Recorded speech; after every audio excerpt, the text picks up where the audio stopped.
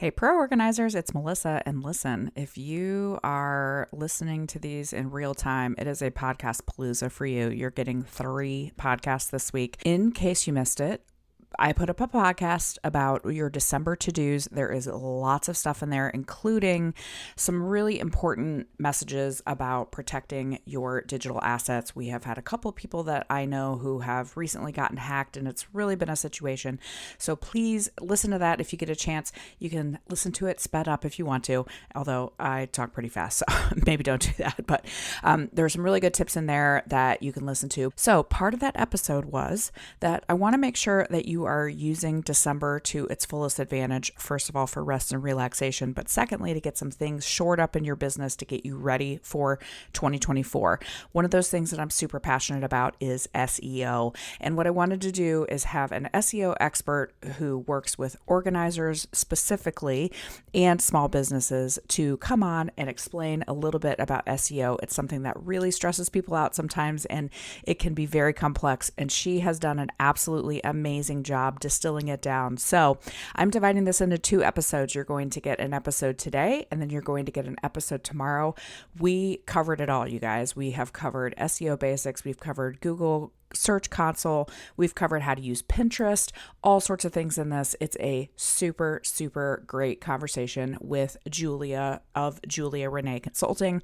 Lots of organizers I know use her and love her for SEO. And then hit the show notes. I will have all of her information. And as always, if there's anything you're missing, you can hit up proorganizerstudio.com/links, or you can feel free to email me hello@proorganizerstudio.com. All right. I will see you tomorrow with another Podcastapalooza. I guess it's your early holiday gift this week. So anybody who has listened to this podcast for 4 seconds knows that I am very, very big on making sure that all of your digital properties are ready to go. And it's an absolutely amazing way. It is not social media. That is not how we get clients. It is mostly from the internet. I am super, super passionate about organizers making sure that their website and all of their online properties are operating. And so I would like to introduce you to my new friend, Julia, who is here, who I think shares my same passion. Is that fair? Oh, yeah, definitely. Okay, perfect. But we are going to be talking about something that I have frequently said, like you could get a PhD in SEO, and it is a very, very complex subject. But I also believe deep in my heart that for professional organizers, SEO does not have to be this mystical, magical, scary thing. So, Julia, welcome to the podcast. Yeah, thanks for having me. You are an SEO expert, right? Like you help people, normal people like me, with SEO. So can you tell us a little bit about what you do and how you got there and your journey? Yeah, so my journey's definitely been all over the place, but I've been doing this full time for a little over 6 years now. I started off as just your basic freelancer. I didn't even have a website. I don't like to tell people that now That's that hilarious. Oh, I this is know. your dirty secret. Yes. So I didn't have a website probably for at least like 8 months, but that's because I didn't know what the heck I was doing. I was just taking on whatever freelance work that I could. I was doing like graphic design for an opera company, like all over the place. But a lot of what I was doing was content writing for small businesses. And I had a blog of my own, so not a business website, but I'd learned how to do SEO and other marketing. So I knew how to get blog posts to rank well on Google. So when I was writing these blog posts for businesses, they were ranking really well. And then I realized they had no idea what I was doing to help them rank higher. So that's when I started focusing more on SEO, and I got my own website. Awesome. Great job.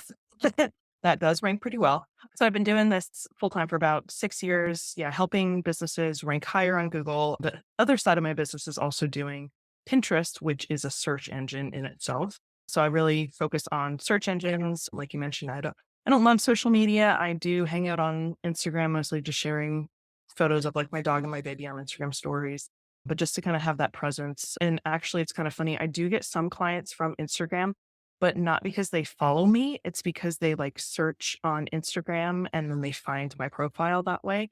So Okay. even Instagram SEO can be beneficial. There are so many things that I want to get to, but let's just talk about that one for a second before I Mhm. forget it. Because this is one thing that it's not necessarily what you post on social media, it is what you have in your profile. And you have a very short amount of characters that you can use But what I see all the time are organizers that don't have their location in their Instagram, or they don't really have what they do. That's another place that you can do SEO that's like a sneakier place. Mm.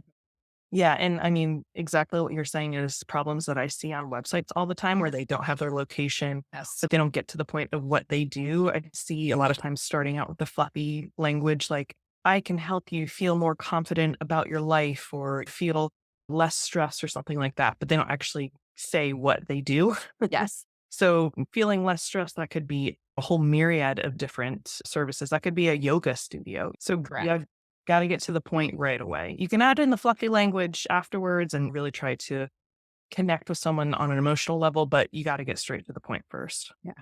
The phrase that I have a personal pet peeve about is people who talk about, like, I'm going to curate a beautiful home experience for you. Like, please, no.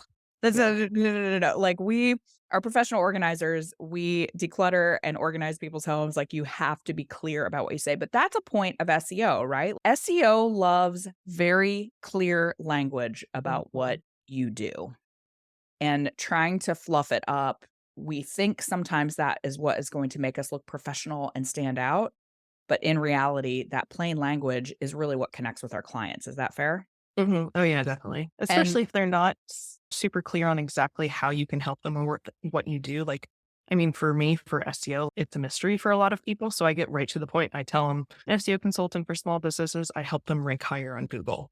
right, And then they get the gist. And then I can go into details of exactly how I get there. But how the magic happens. Well, what are some things, some common things? We've talked about a couple of them, but what are some common things that you see, particularly with professional organizers or other service businesses like what we do, that are mistakes that people make? so I see this for all local businesses, but not having their location in near the top of the page. And also, you do want to make sure you're incorporating it a couple of times throughout your website copy. So if you only have it in your footer, Google reads just like a human from top to bottom. So if they don't know where you're located and then your audience doesn't know where you're located until they get to the very bottom of the page, they might have already left your website by then if they're not clear on if you're in, their local area. So definitely making sure that you're including your location, exactly what you do, professional organizing. And then you can definitely add in the fluffy language later, but get right to the point. And then one other thing that I see a lot with organizers is, especially for ones who offer a couple different types of services. So I've seen some that do home organizing and interior design, or home organizing and like corporate office organizing, is they only have one page that has all of their services on there. Okay. Whereas if you kind of separate those out, especially if they're for different types of audiences. So, a mom who wants her playroom organized is not the same audience as a corporate office who wants their like workroom organized or something. Separating those out so you can speak to those different audiences and then also be able to rank for both of those services separately. So if someone is searching specifically for corporate office organizing, but you have 10 different services listed on one page, it's going to be really hard for that one page to be able to rank for all these different types of services. Okay, this is interesting because I have never really thought about that, because most of us, including myself, have all of our services kind of on one page because we go like, oh, well, we want everyone to be able to see all the things we do. Okay. So that's interesting. So is there a value in having one page that has all the services and then doing separate pages for each individual one? Or would you recommend doing them totally separate? I think it depends on how many services you have and how different they are.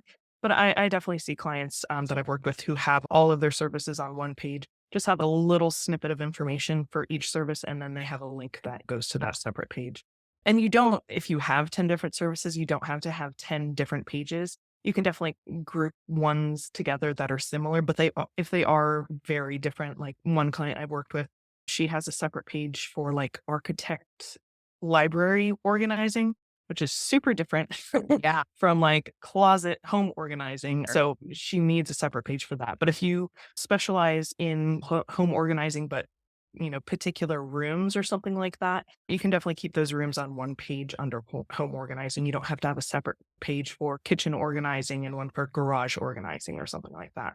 But we do have people, and one of the things that I will tell people is diversifying your services is a great idea, and especially if you have particular passions for things. But I'm just thinking now too, as we go into the holidays, there are a lot of services that organizers can offer that are holiday specific but they're not necessarily organizing. So Mhm, that's a good tip to kind of separate those things out a little bit, not confuse the mhm. Google machine.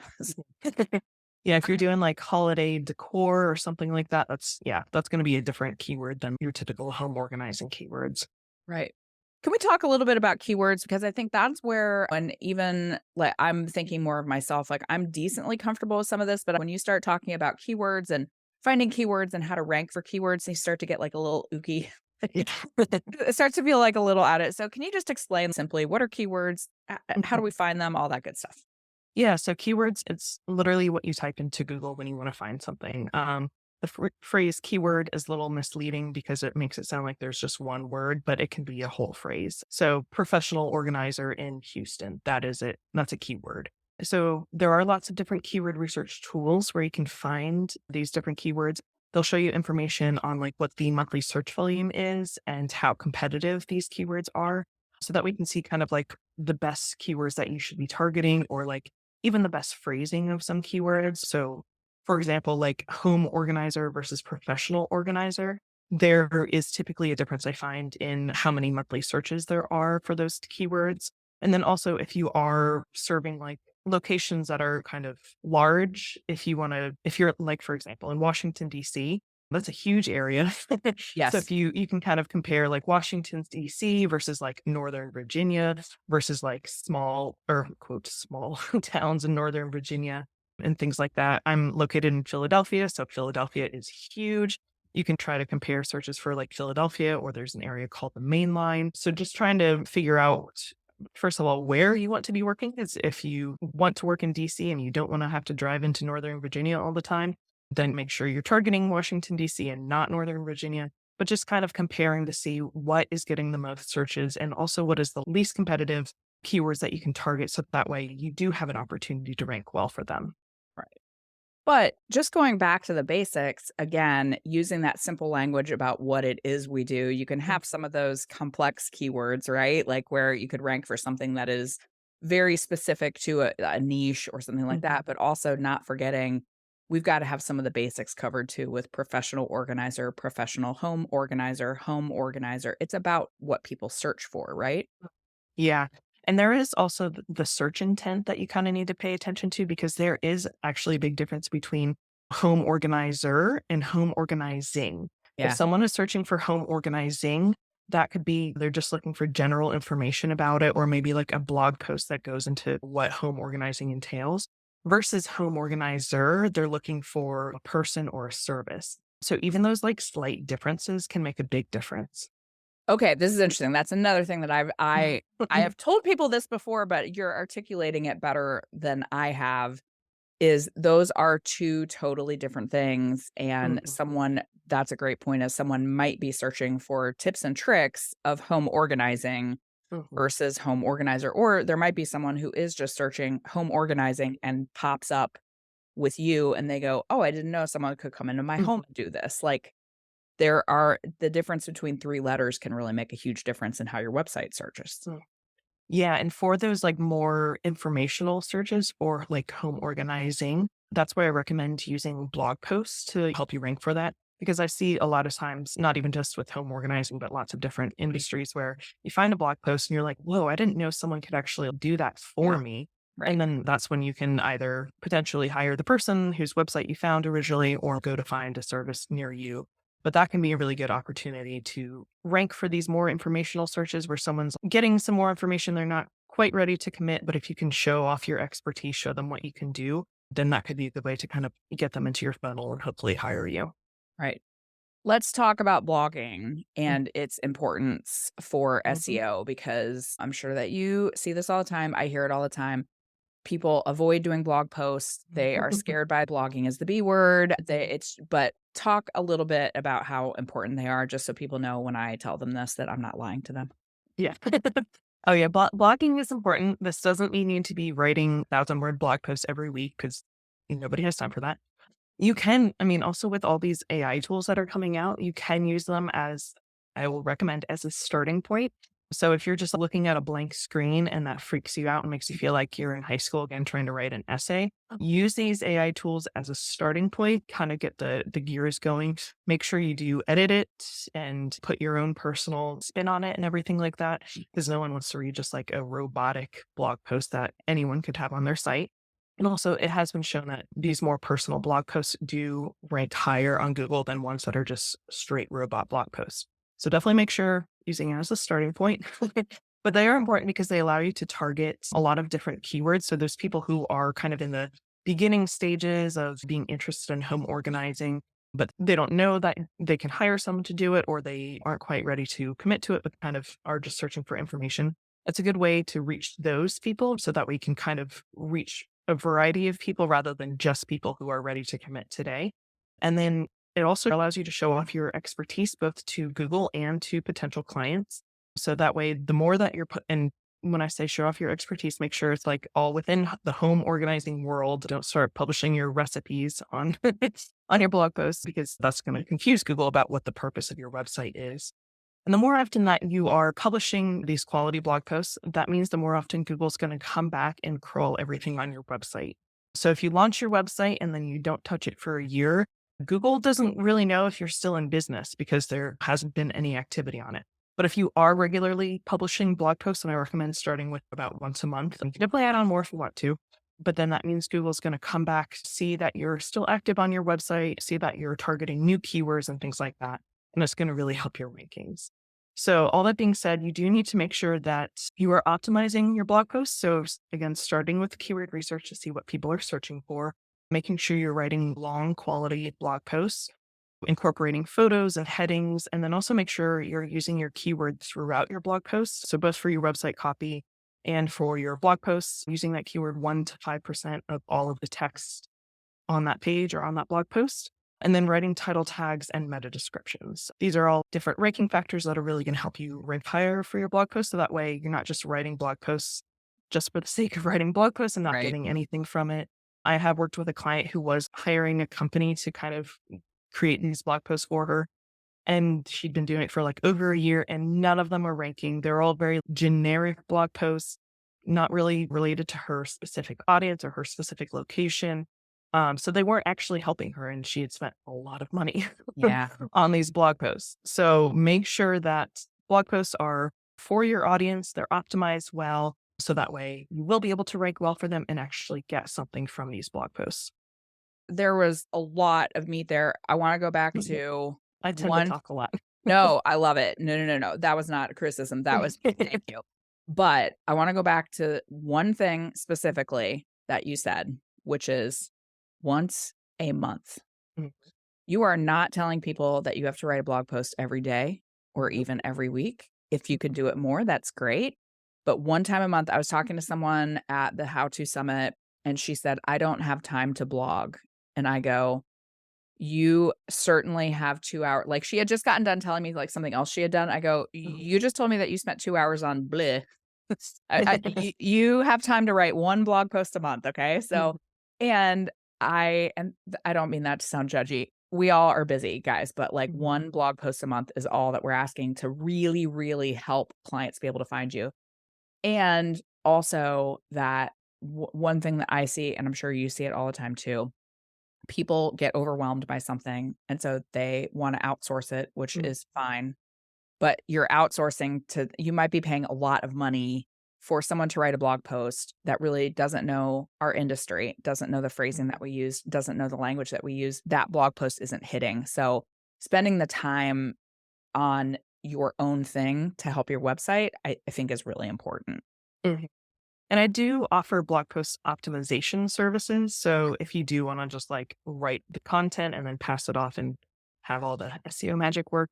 But yeah, because I would love to write blog posts for people, but I do not have the expertise that all of my different clients do. Yeah. So it's important to have their expertise and their brand voice within the blog posts. That's an important point, is you can outsource the thing that is confusing or hard for you to do. And that is the optimization. And that is the SEO magic you can outsource to Julia, but writing it yourself so that you make sure that it's a really quality post. In the same way that I would not pretend that I would know how to write an SEO post. I would not write an SEO blog post for you. You're welcome. Because you would want it to actually be good. But write the piece yourself. You can start with AI, you can add your voice, you can add your expertise, and then you can hire someone to do the heavy lifting on the back end for Mhm. you. I love that. But using AI, I like what you said too about it's a starting point. It's not Mhm. that you just copy and paste it and spit it out. Something that I have heard a lot of organizers say is they feel guilty essentially about using AI Mhm. to help them with some of this because then they feel like it's not really their work. And that's why I say it is just that starting point. You add all of your own flavor. It's just basically idea generation for you. Is that fair? Mhm. Oh, yeah, and I mean, I see copywriters using AI tools for a starting point. So, like, Yeah. everyone can use these. I mean, there are so many different ways you can use these tools. But yeah, again, as a starting point, you can also use these AI tools for things like title tags and meta descriptions and like kind of those like smaller things where you're not quite sure what to say or how to phrase things. I will say I have used Chat GPT specifically. They are not great with like writing optimized blog posts. I've even told them like what keyword to incorporate and things like that. And it sounds super robotic. Interesting. So yeah. So I will say it's good again, good starting point, but Yeah. make sure you're editing it, adding your voice, and then optimizing it. So again, it doesn't just sound like a robot wrote it. Right. Can you talk a little bit about meta descriptions and just Mhm. explain what that is and why it's important and all that? Mhm. Yeah, so title tags and meta descriptions, this is what you're going to see when you are searching for something in Google. So title tag is like the blue title of that particular web page, and then the meta description is the little like two-sentence text underneath. The title tag is the ranking factor. The meta description actually is not a ranking factor, but it's still important. Interesting. So yeah, so with the title tag, you have up to 60 characters, including spaces. A lot of platforms, like Squarespace specifically, will let you write, I think, like 100 characters, but Google's just going to cut it off after 60. So don't go Okay, beyond 60. this is hot news, you guys. 60 characters. That's interesting. Okay. Squarespace also has the title tag and meta description listed as optional, Yeah. which I disagree with. I don't know why. Every website platform is totally different. I don't know why they do it like this. The meta description, you get 160 characters, including spaces. Again, I think Squarespace gives you like 400 I characters was or gonna say, I something. think it's like 400. Yeah. Yeah, it's a lot. Yeah. So Google's just going to cut it off after 160. So don't even try to fill all 400. It doesn't make any sense. So the title tag is the ranking factor. So you definitely want to make sure you have your keyword incorporated somewhere within your title tag. So don't just leave your page titles as like about and services and things like that. Make sure you can get creative with how you incorporate the keyword. So an about page could be like about Julia and then like a hyphen or the whatever that dash is. Yeah, the Yeah. straight up and down line. Yeah. Forget what that's called. There is a name for it. Yeah. SEO consultant for small businesses or something like that. So you can add like little taglines at the end. What you don't want to do is just have a keyword as the page title and don't have any related text that's on the page. So like for your about page, you want to make sure you have like about or meet us or somewhere in there. If you just have like professional organizer as like the title tag, Google might change it because they're like, wait, the actual page title is about. Why don't they have that somewhere in there?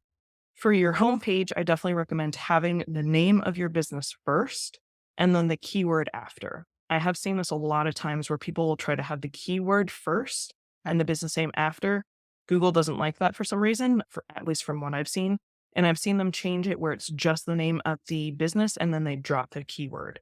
Totally. Interesting. Okay. Yeah. So Google is very particular sometimes. Yeah. So you want to make sure you're kind of following their rules. The meta description, again, is not a ranking factor, but when you incorporate keywords within the rank or within the meta description, they're going to be bold when someone is searching for that particular keyword. So that way it kind of helps it stand out a little bit more against the competition when they're not using meta descriptions. The meta description, you really want to make sure that you're speaking to your ideal audience for either what they're going to see in the blog post or on the page, or give them some compelling reason to visit your website. Don't just say we help families make their home pretty, like something generic like that. Really want to make sure that you're speaking to your ideal audience so that when they read the meta description, they feel really compelled to visit your website. Now, Google can change the meta description depending on how someone searches for something or related to their past searches. So just because you put something in a meta description, Google might change it sometimes. But if you don't put anything in the meta description at all, Google can kind of fill it with whatever they want.